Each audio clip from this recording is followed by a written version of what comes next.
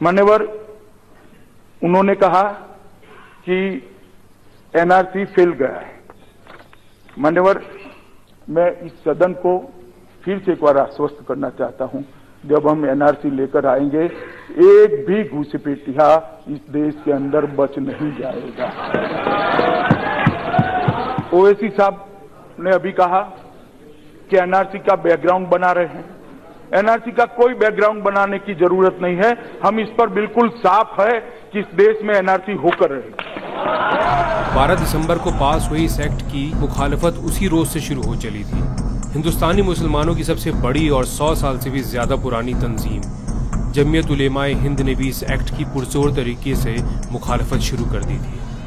जिस दिन संसद में ये कानून मनमानी तरीके से पास किया गया, उसके अगले ही दिन हजारों लोगों की क़यादत करते हुए मौलाना महमूद मदनी जी ने दिल्ली के जंतर मंतर पर बड़ा प्रदर्शन किया और सरकार को चेतावनी देते हुए कहा कि मुस्लिम मुखालिफ इस कानून को जब तक वह वापस नहीं लिया जाएगा तब तक ये मुखालफत जारी रहेगी।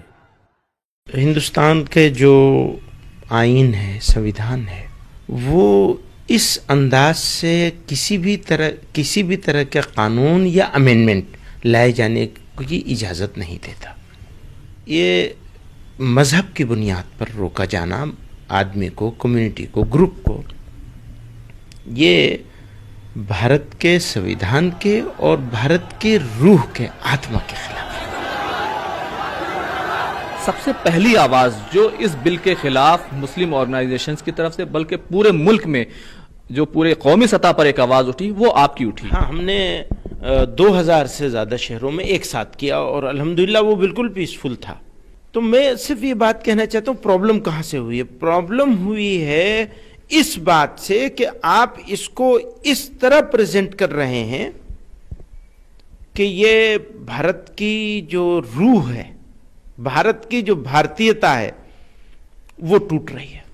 तो मेरा कहना यह है कि आपने ये एक्सक्लूजन क्यों किया है? क्या जरूरत थी इस एक्सक्लूजन की?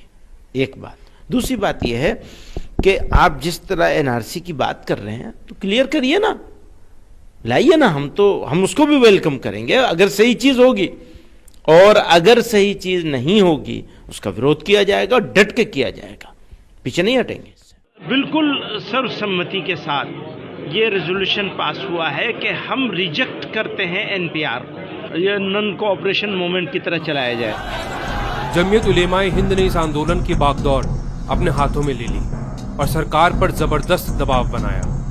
अदालत से लेकर सड़क तक, कानूनी लड़ाई से लेकर जमहूरियत में हक तक, हर तरह से जमीयत उलेमाए हिंद और मौलाना महमूद मदनी ने सीएए को संविधान के खिलाफ करार दिया। महमूद मदनी के आह्वान पर नांदेड़, मुंबई, बीजापुर, हैदराबाद, गाजियाबाद,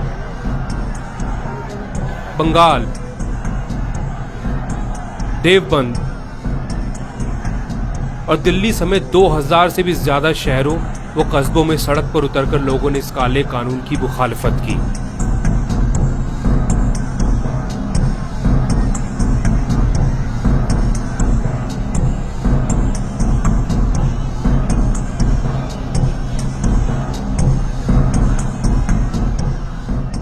गुजरते वक्त के साथ साथ इस कानून की मुखालफत में कई आंदोलन भी शुरू हो गए। जामिया मिलिया इस्लामिया यूनिवर्सिटी हो या शाहीन बाग,